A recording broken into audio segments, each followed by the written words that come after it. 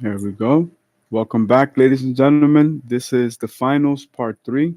We're going to do the modules we were unable to do because the system was not booting properly.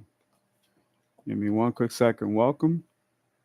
It is the sabbatical, it's the Sabbath, Sabado, baby. And we're going to donate our time to charity by teaching education for the people that are, less privileged. You know what I mean? So we're not gonna take anything for granted. Everything God gives us is good. So remember, rule number one is we can only use everything that God has given us, right? Um, Let me see what I have because I do have the simulator already on, and I have a build from, I think I have a design that's a little bit older. Yo, I saw I listened to the Tokisha interview, the one with Alpha and Molusco. Them shits was good. And I have to finish this one, but you guys have finals. But if you guys want for extra credit, you guys could write a article about the interview. Tell me what you think about it for my psychology series students. 5 pages, 5 paragraphs each, 5 computer spaces in between. Do it in 5 formats. Show the work. I don't care if you write it on chicken scratch, if you write it by hand, if you typed it in the typewriter, if you printed it on your computer. Show the work every step of the way. You get extra credit. If you don't, I'm going to assume you use ChatGPT or a search engine or something like that when you have all the information available to you on the internet so you can learn about it. And then all I'm asking you to do is to write to the collective. You have to treat every student as if they're like a stockholder. So for everybody's finals, like I'm giving you guys so much insight that if you guys pay attention, you guys will be perfect. So think about when you have to put together a pitch deck or a business plan or a proposal. Those three things are not the same thing. How are you going to express that your investment is the best one when all investors want to do is multiply their bottom line? Not that they care about the bottom line. It is kind of a double standard. Why? Because they'll go and hire the best of the best people so they can build the best of the best businesses to make the most amount of, potential in return on investment. You know what I mean?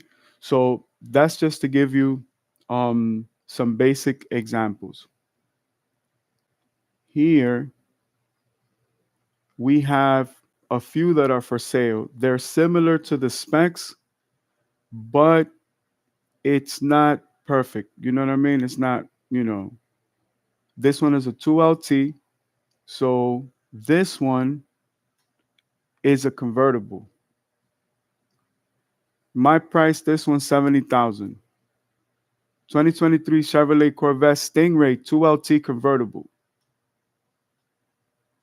This is a nice one right here. This one is Rapid Blue, which this generation, that's their favorite color. You know what I mean? That's definitely their favorite color. Everybody wants this color. It has the bronze BBS style, Ferrari style wheels on it. No wing, um, no body kit. It's all factory. Just enjoy it.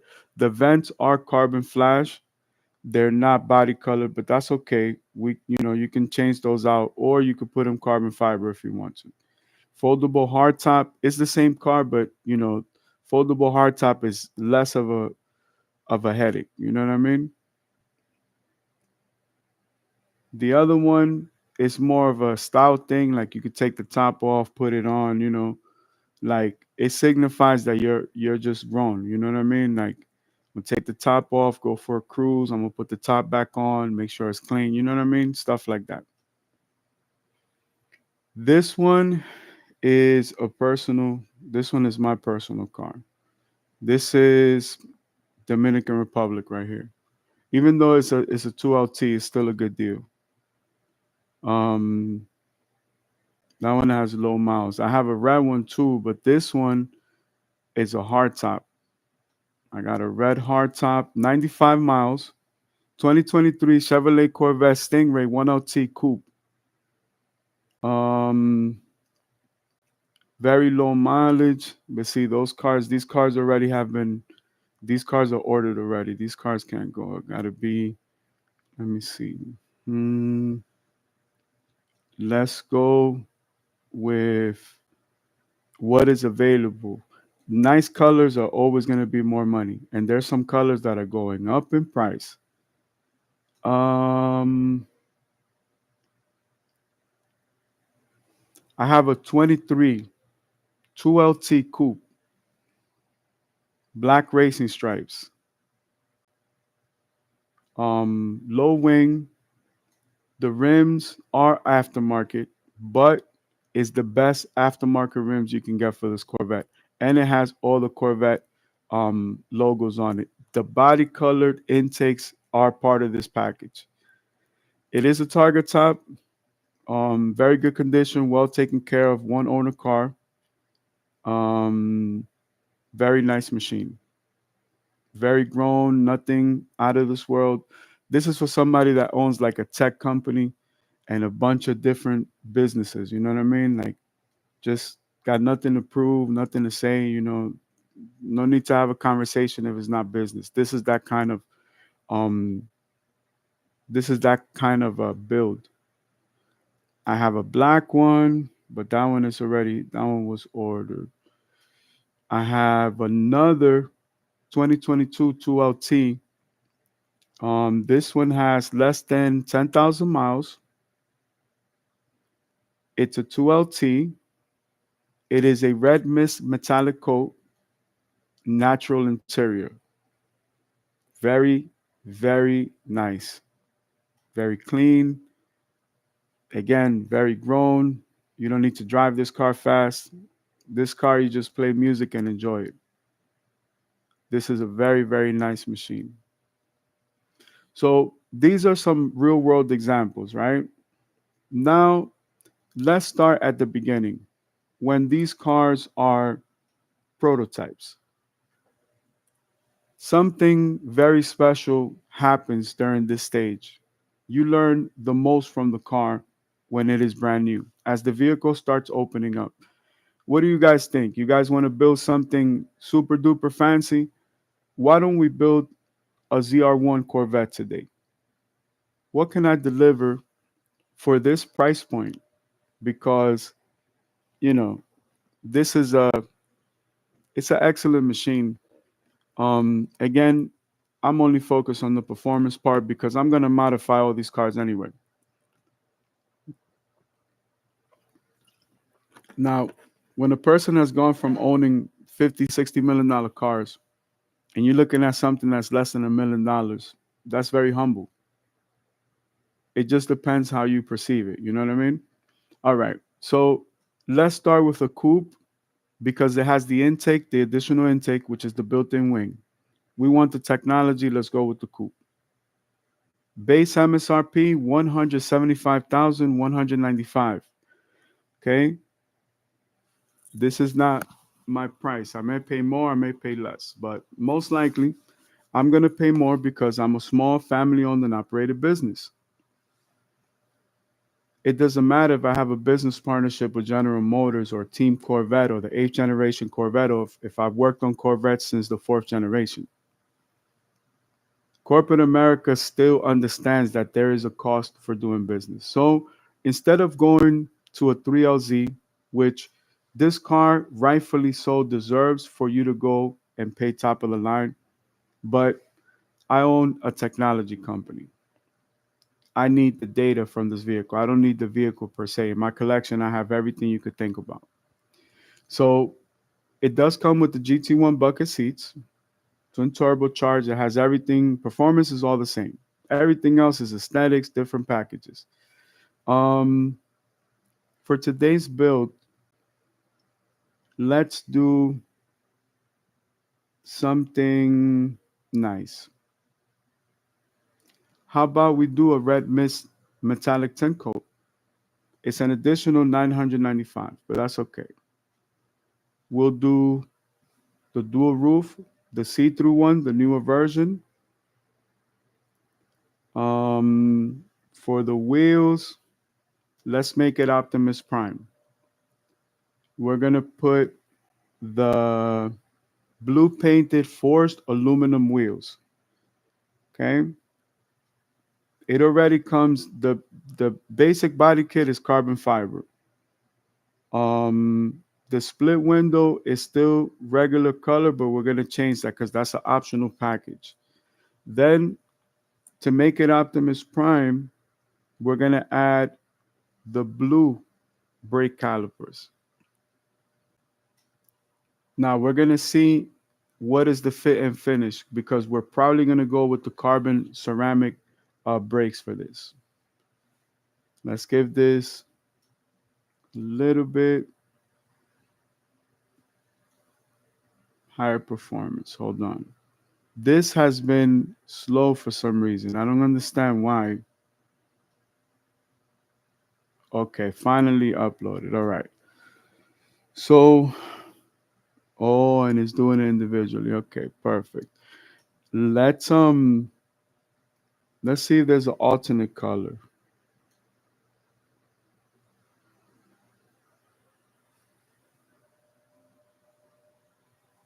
We can make it Ironhide by putting the brake calipers in orange, or we can make it Bumblebee with the yellow ones.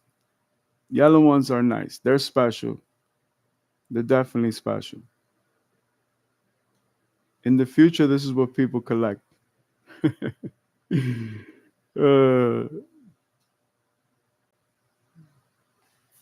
okay. Um,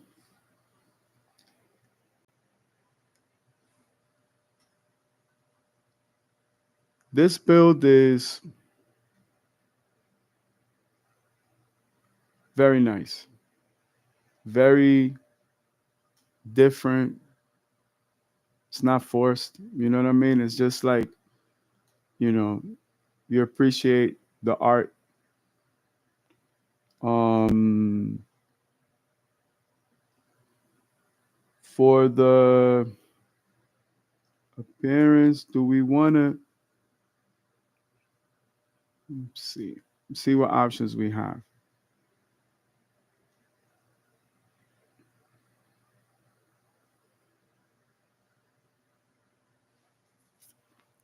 Let's see how this looks because there's going to be a difference on the fit and finish. Because remember that the split windows, you can also get body colored. So we're going to apply that that option right there. Let's go with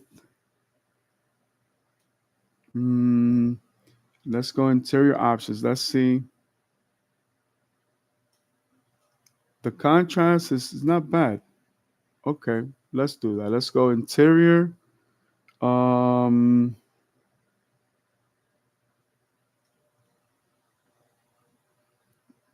let's go with um,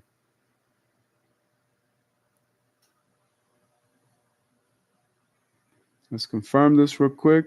Hold up. We did the rest seats, yellow seat belts. You know what I mean? If we do micro suede, they're gonna make us upgrade the seats. So far, my MSRP is 185,365. ZTK track package. I don't want the wing, and I don't.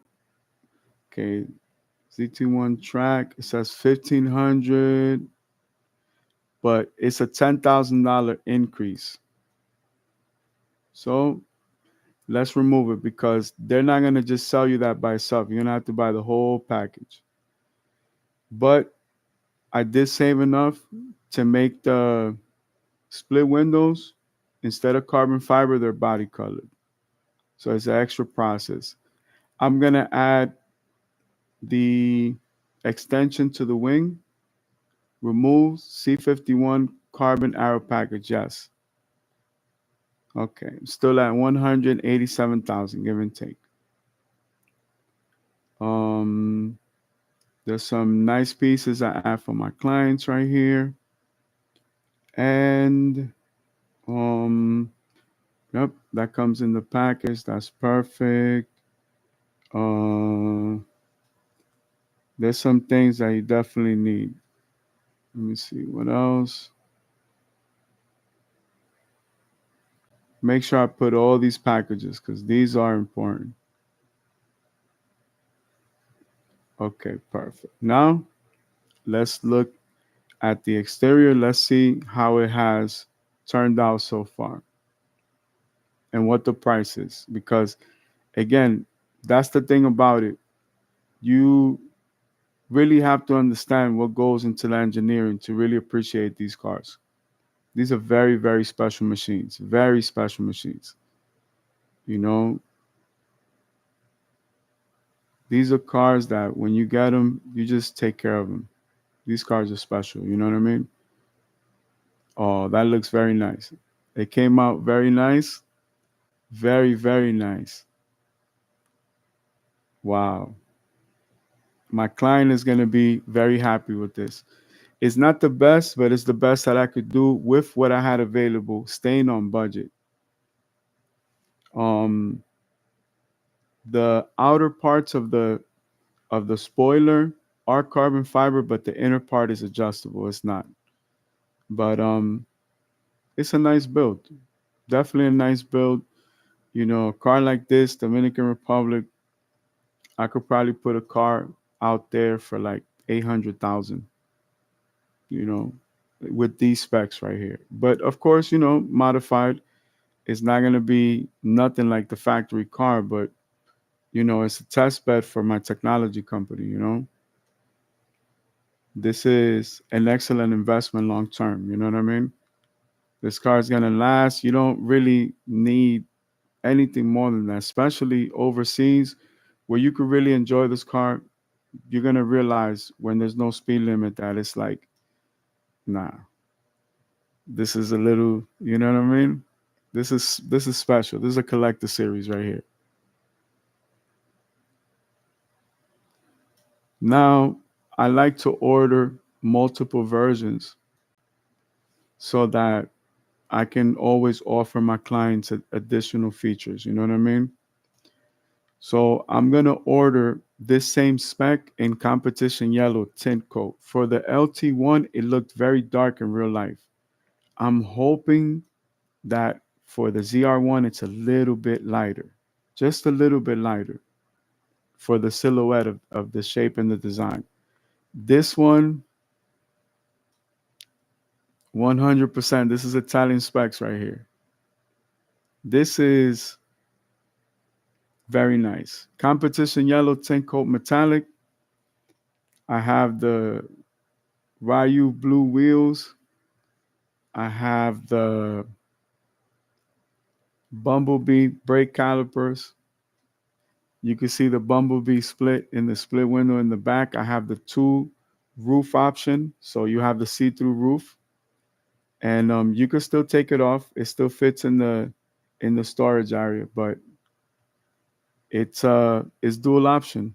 Like you know, you if you want to put the factory one that has carbon fiber, you can do that as well. But this is very nice. And now from this overview of the design, we can see how the air is flowing through the design, right? But look at what the difference is with the adjustable um, extra component for the spoiler. That looks very nice. That looks very, very nice. For my design students, I want you to think about the airflow that's going through the vehicle. It's huge in the front because it has to be.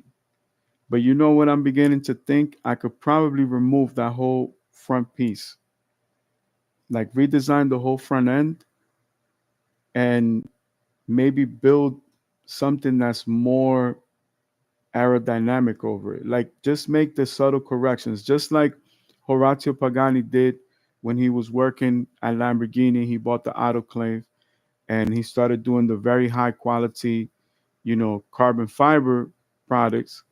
That led to him designing the 5000, anniversary edition. That led to the Pagani Zonda. So why can't you be the next engineer or designer? Why can't you build the next company that is heralded such as a Pagani? Pagani is from Argentina. He had to go to Italy, learn a whole new language. He used to ride his bicycle to the factory with his wife. They didn't have a car. They literally rode bikes. You know what was his first job? Cleaning. And he educated himself. He had been building cars back home, but there's no economic opportunities overseas. You have to be a very, very good business person in order to be able to establish multiple business and brands and things like that. So sometimes to scale your business, you have to have business partners. Some people don't like that, but that's just that's the only way that wealth grows. You know what I mean? Um, this build is not a $5-6 million car build, obviously, but this is something that even somebody that has that kind of money, if they bought this car, it would be a perfectly educated, smart purchase. Sometimes after you achieve success, like you grow out of those things, like you grow out of those phases, So the same things that called your attention don't call your attention anymore. Right now, for me, just being in the business most of my life, everything automotive, engineering my whole life, right? I didn't realize this, to you grow up, right? You look at a car like this and you realize how much of a headache is going to save you. This car is never going to break down. This car has a full warranty. If anything needs to be replaced in this car, you could go anywhere in the world. There's Chevrolet dealerships and they'll work on it. You can buy parts in AutoZone, Pep Boys, fucking O'Reilly's. Um, all those places sell parts for this car. The engine is a LS. It's already twin turbo. Well, this model is not the base model. This one is dual overhead cam, twin turbo, and there's already a marketing campaign for the Zora. When all the new video games come out, that's when the Zora is going to come out. And that's why they're going to sell even more. Again, you have millions and millions of dollars. Why would you spend that on a car? Why not make this an investment that's going to continue to produce over and over and over and over again? Why spend $5 million on a vehicle? It makes no sense. Now, for some bazillionaires, that's kind of understandable. But you realize once a car goes over $1 million and they're just getting more expensive, like $1 million for a car was crazy. $500,000 for a car is a lot of money. What makes this car unique is the experience you're going to be able to get overseas. You're never going to be able to feel what that car is really like when you have a speed limit, because that car is not designed for speed limits. Again, think about the discipline that you need to drive a vehicle like this respectfully, knowing that it's a piece of art and appreciating it for what it is and not trying to tarnish that. This is not a car that you're going to be driving all out. It's about the potential that it could do that. Once you achieve speeds like that, you immediately grow out of that shit because you realize how dangerous that shit is. You realize how stupid that shit is. When you could go on a track, pay a few $1,000s for a whole weekend, and drive without a speed limit anywhere in the world. My advice to my young engineers that are really prototype drivers at heart, such as I am, you know, this is a vehicle that you could take out for a few hours, listen to some music, and then park it. That's it. Nothing more, nothing less. This is not a movie. This is not a video game. You get what I'm saying? This is not Need for Speed. You feel me? This is not a movie. This is something that you work really, really hard for and you get it. So you take care of it. Simple. Very, very nice machine. Again, you could spend a lot more money, and there's nothing wrong with collecting high end cars because at one point in my life, that was my mentality. But I am very grateful that I outgrew that. You know, I lost a lot of very good friends, childhood friends, over car club, you know, gossip. You know what I'm saying? But cars is what brings us together. You know what I mean? This machine right here would be a great addition to any collection. As a matter of fact, since I'm going to change the specs, I'm going to change them for both editions. So these are my exclusive series right here. This is what you're paying for because I'm literally engineering the vehicle for you. You know, I'm building the car for you and I'm giving it that extra attention to detail that you would find in a high end luxury lifestyle brand. You know, any client that is interested in a Ferrari, this would be a great addition to their collection. This right here is very special. And I think if I can reconstruct the front end in carbon fiber, I can improve it and then, you know, build from there. The rear end can be adjusted just a little bit, but it's not a bad spec.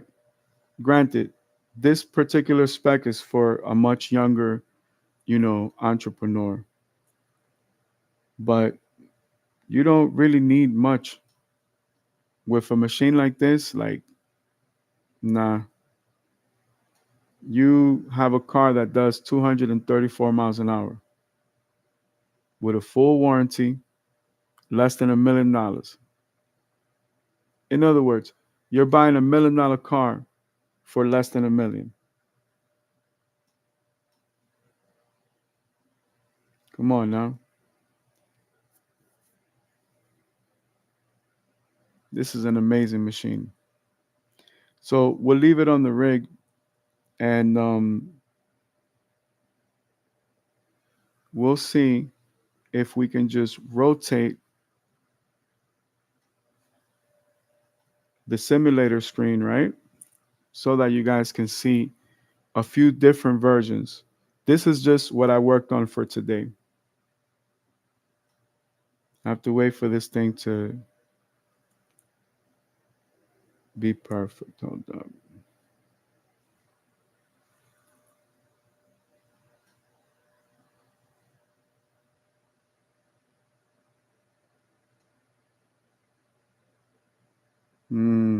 Okay.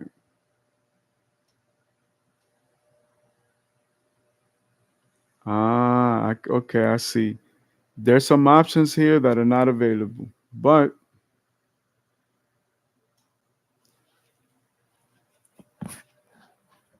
oh, wait a minute. Let me adjust this because if not, it won't pick it up. Right?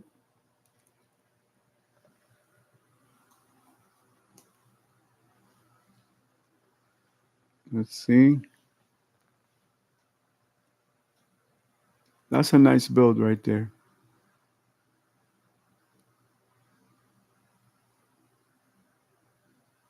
See if I can adjust this a little bit.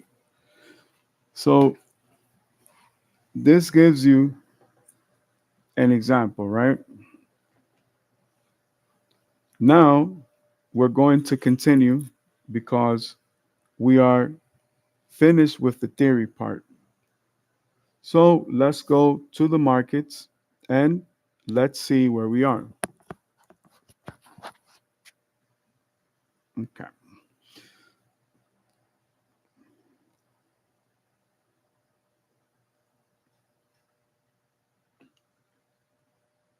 NVIDIA set to plan lower cost AI chip for China.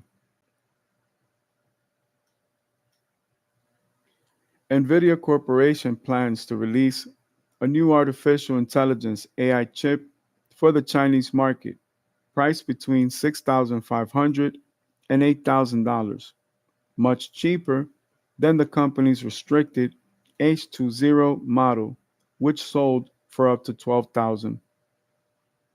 It will be built on the RTX Pro 6000D, a server class processor, and will use GDDR7 memory rather than more advanced options, sources told Reuters.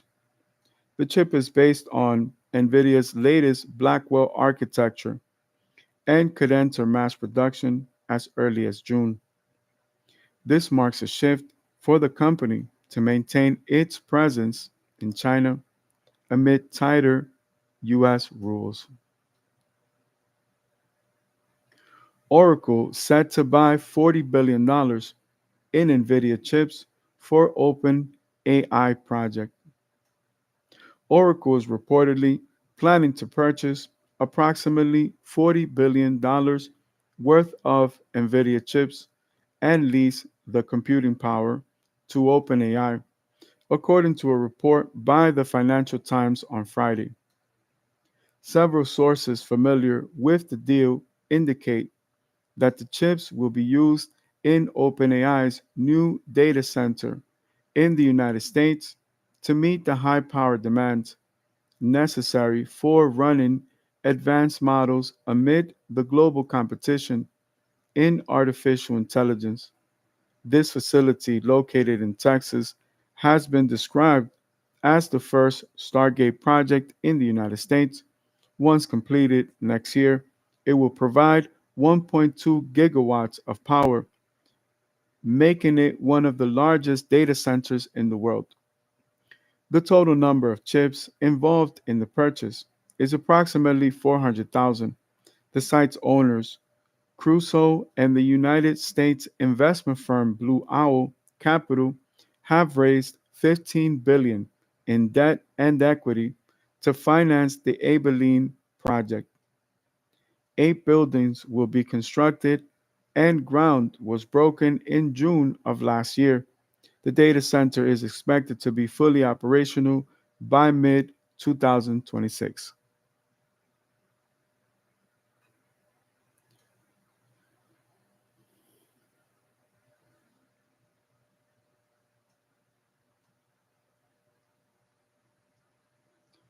Big United States banks set to be exploring stablecoin launch.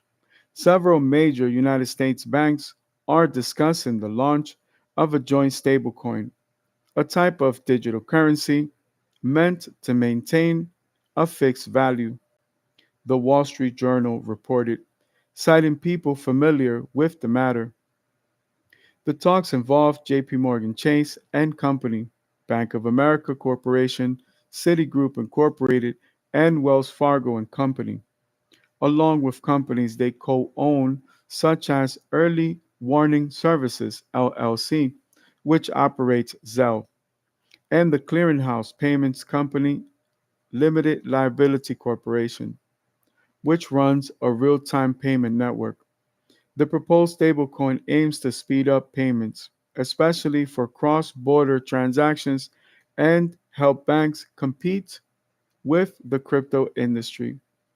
The effort reportedly remains in early stages and may shift depending on demand and regulation. The report noted that a bill moving through the Senate, the Genius Act, could shape how banks and other institutions are allowed to issue stablecoins.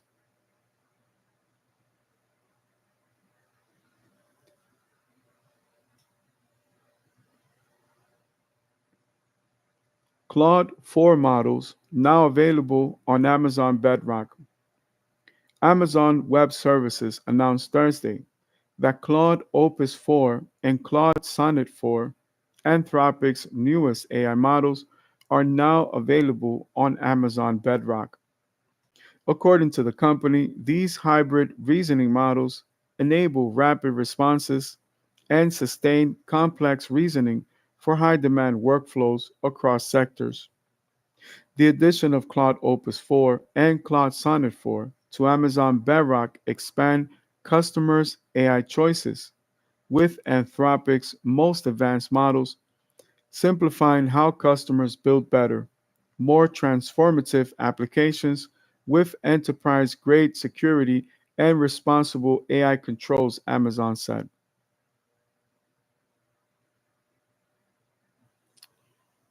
Okay, everything else we've pretty much covered. So let's go to technology, see what we got. Hold on, I have to read some of these.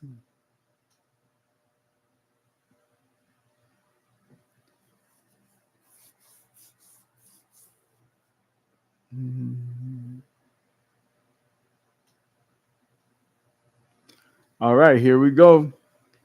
Please log on to notebookcheck.net and thank you for sponsoring today's article. Here we go. Hold up.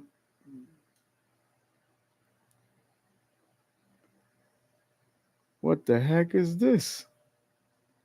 All right, I don't understand this.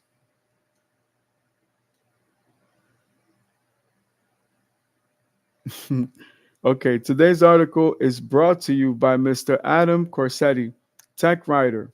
312 articles published on Notebook Check since 2025. I became interested in technology at a young age and enjoyed discovering the latest innovations.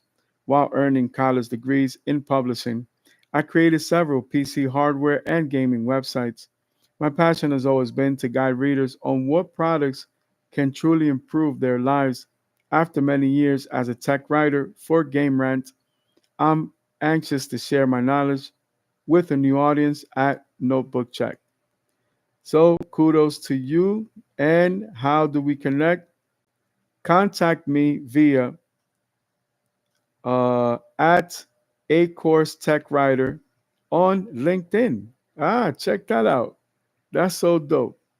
Love LinkedIn. All right. Deal. Costco confirms launch day Nintendo Switch 2 price and discounts on games and pro controllers. Costco is providing rare chances to lower Switch 2 prices on the console's release date. The Mario Kart World Bundle and the Pro Controller are a better value than at other retailers.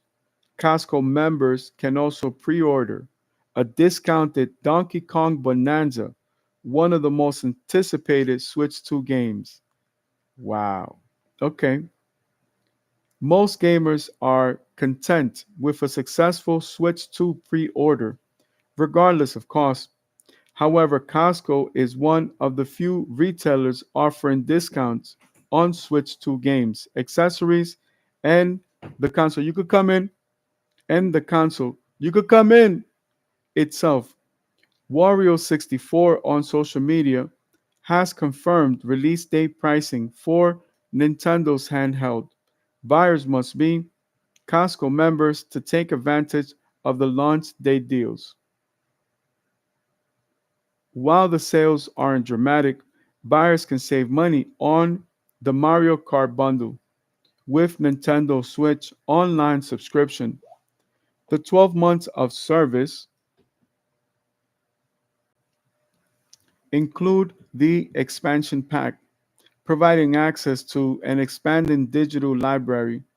Nintendo recently announced new GameCube and Game Boy classics to stream. Normally, the subscription the subscription normally the subscription costs $49.99, but the Costco package with the handheld is $524.99. That's a saving of $25 compared to the typical Switch 2 price for the bundle. So the bundle what has extra controller, right? Um, Switch to Mario Kart bundle with 12 months, expansion 524.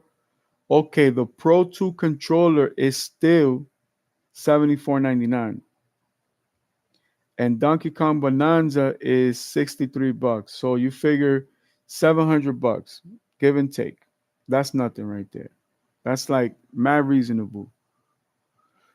All right. You could come in. I'm teaching a class, but don't worry, you could come in.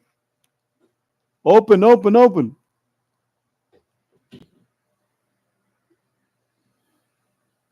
All right. Let's go to Spanish as our second language. And we'll do our article. Let's go to Turismo, Listín Diario, República Dominicana. Um, Vamos a hablar de turismo, vacaciones, dos ciudades de Dinamarca, por la señorita Georgina Cruz, especial para Listín Diario Dinamarca. Tenemos un periódico en Dinamarca, mi gente. Lo primero que todo el mundo quiere ver es la sirenita, una querida estatua de bronce por Edvard Eriksen en Copenhagen. Mi amor, baby, baby, baby, ma, eh, hold on.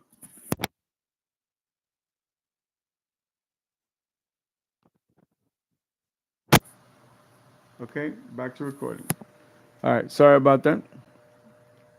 Lo primero que todo el mundo quiere ver es la sirenita, una querida estatua de bronce por Edvard Eriksen en Copenhagen, en Nuuk. Buscan lo pintoresco que llama al viajero a explorar más allá de fronteras y disfrutar de panoramas y aventuras en el Ártico. Dos ciudades de Dinamarca, Copenhagen, la capital, y Nuuk, la capital de Groenlandia, territorio autónomo de esa nación, son dos sitios que están figurando frecuentemente en las noticias actuales y que resultan fascinantes para el viajero en busca de vacaciones interesantes. Copenhagen, en español, Copenhague. De humildes comienzos como una villa de pescadores vikingos. En el 1043, Copenhague se elevó a ser la capital de Dinamarca 5 siglos después. Es una ciudad colmada de edificios de los siglos XVII a XVIII, parques, jardines y canales. Es ideal para explorar a pie. Se puede caminar a muchas de las atracciones, pues están cerca unas de otras. Su esposo Humberto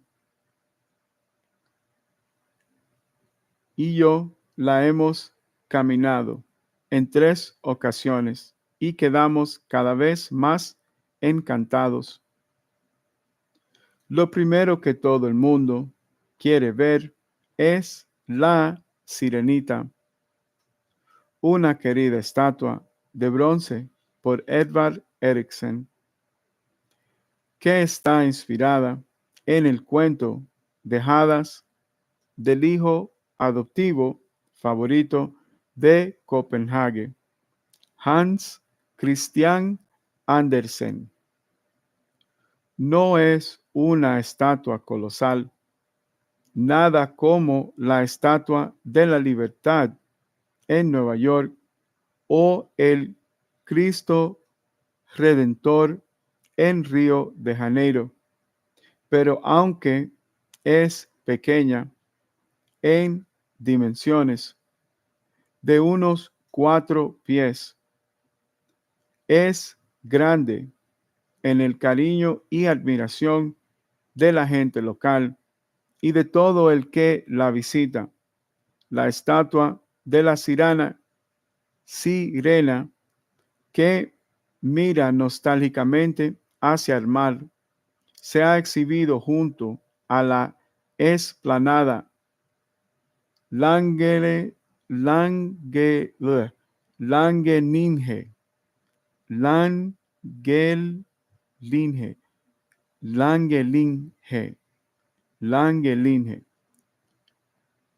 Se ha exhibido junto a la explanada Langelinge de la ciudad desde su inauguración en el 1913.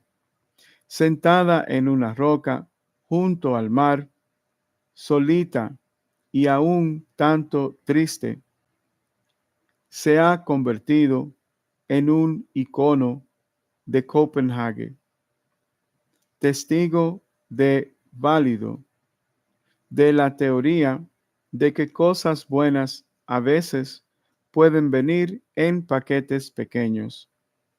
La Sirenita está a una caminata de unos 10 a 15 minutos del centro de la ciudad.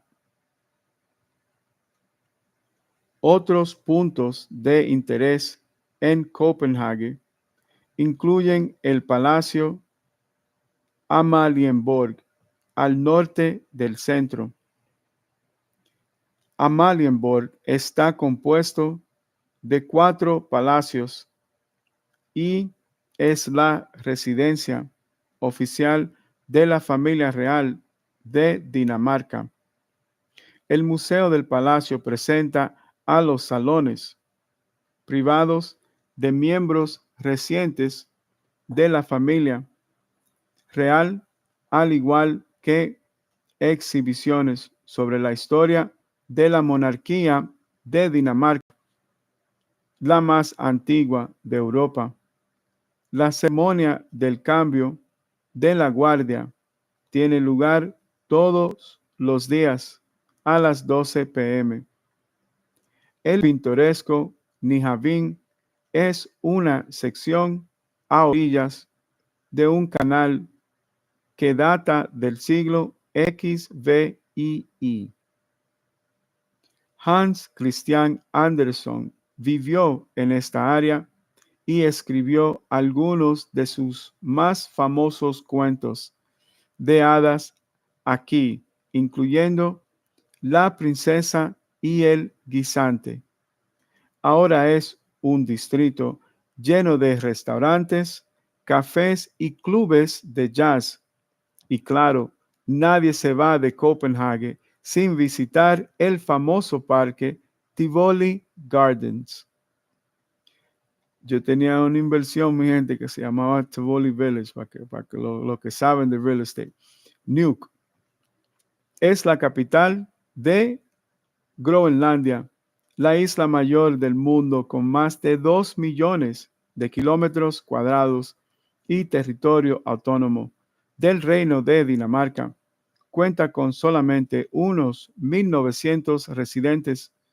El total de la población de Groenlandia es de unos 59.000 habitantes y es un sitio apacible y pintoresco que llama al viajero que desea explorar más allá de fronteras y disfrutar de panoramas y aventuras en el Ártico. Mi gente del Ártico, voy para allá. Vanomar One, ustedes saben que la gira va para Dinamarca también. Toda esa gente que me están esperando, 60,000 personas. Ok, entonces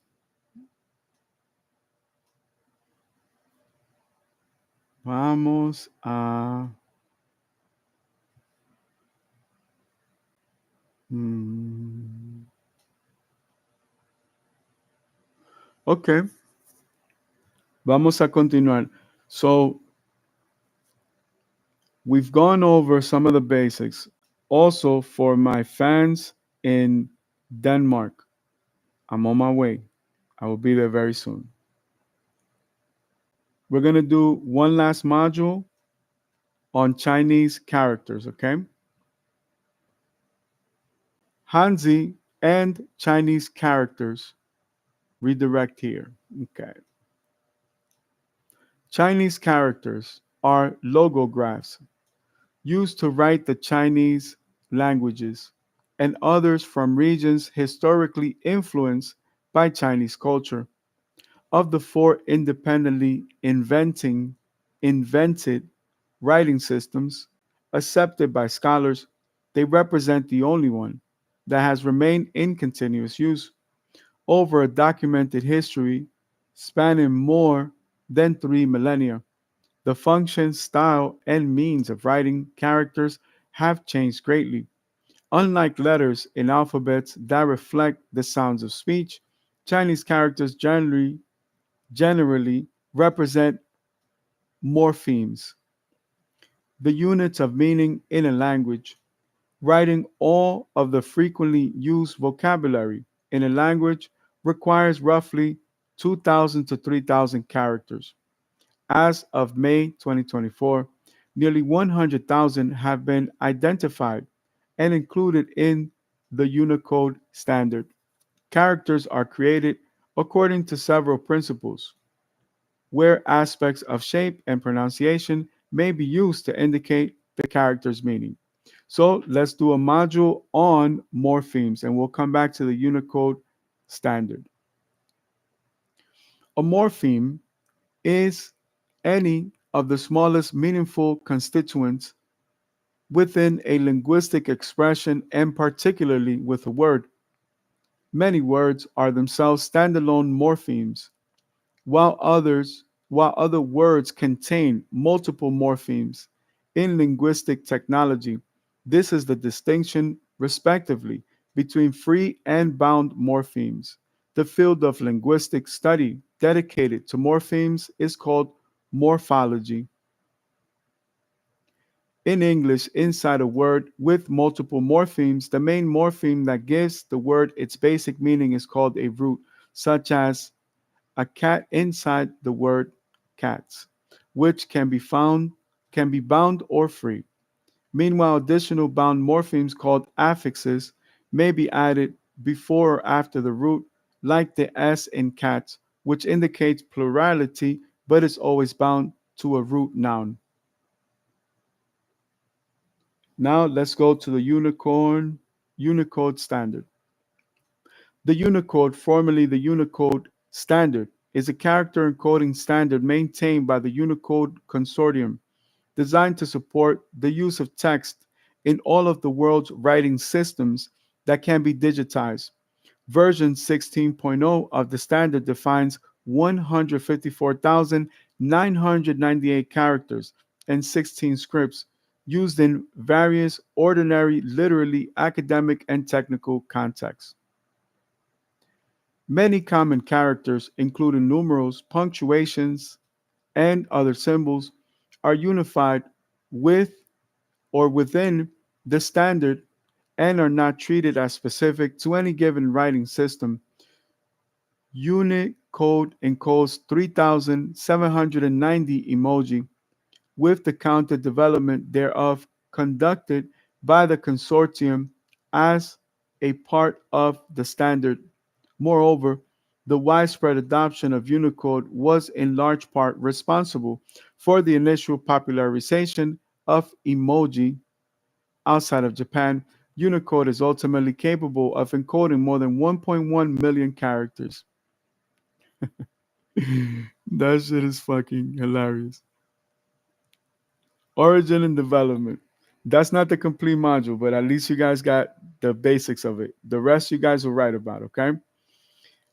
Origin and development. Unicode was originally designed with the intent of transcending limitations present in all text encodings Designed up to that point, each encoding was relied upon for use in its own context, but with no particular expectation of compatibility with any other.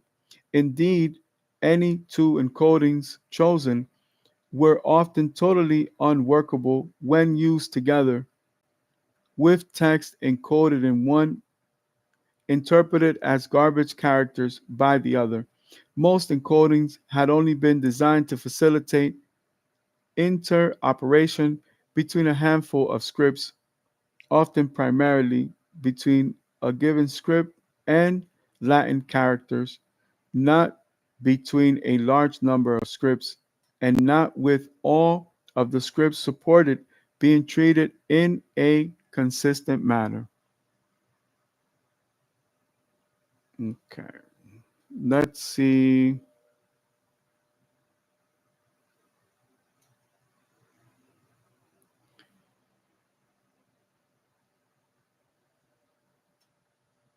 The Japanese language. I always tell people when you speak multiple languages, right, you have to adjust to the culture because people want to do business in their own native tongue, right?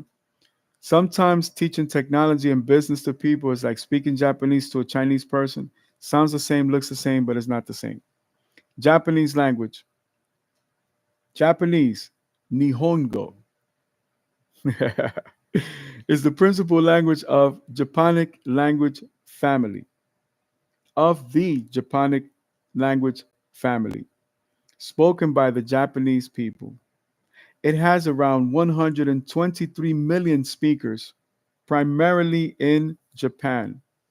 I am Godzilla overseas. I'm King Kong out there. Primarily in Japan. People that love cars love my music. The only court where it is the national language and within the Japanese diaspora worldwide. The Japonic family or Japonic family also includes the Ryukan languages and the variously classified Hachiko languages. Oh man, I have to do it. I have to do it. Let's keep going. Ryukan, Ryukan languages. The Ryukan language, also Ryukishugo in Ryukan, Shimakotoba, literally island speech. Also Leshuan, Leshuan are the indigenous languages of the Ryukyu Islands, the southernmost part of the Japanese archipelago, along with the Japanese language and Hachiho language. They make up the Japonic language family. Ryukyu Islands. The Ryukyu Islands, also known as the Nansei Islands, Nansei Shoto, literally Southwest Islands, or Ryukyu Arc, Ryukyuko, are a chain of Japanese islands that stretch southwest from Kyushu, Taiwan, to Taiwan. From Kyushu to Taiwan. The Ryukyu Islands are divided into the Satsunan Islands, Osumi, Tokara, and Amami, and Okinawa Prefecture, Daito, Miyako, Yaeyama, Senkaku, Okinawa, Sakishima Islands, further divided into the Miyako and the Yaeyama Islands, and Yonaguni as the westernmost. The larger ones are mostly volcanic islands and the smaller, mostly coral. The largest is Okinawa Island. The climate of the islands ranges from humid subtropical climate, Köppen climate classification in the north to tropical rainforest climate.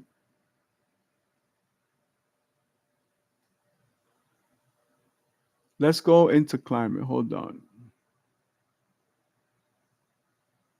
There we go. This way you guys get your science, right? Humid subtropical climate. A humid subtropical climate is a subtropical temperature climate type characterized by long and hot summers and cool to mild winters. These climates normally are on the southeast side of all continents except Antarctica. Very nice. So, those will be your following modules. Now, let's just very quickly check back with the market, see what we have available. Okay. Um, nope, that's it. Well, want to thank you guys for tuning in. Join us on our next gathering of the minds. Have an amazing day today. We'll be right back with part two after these brief commercial breaks.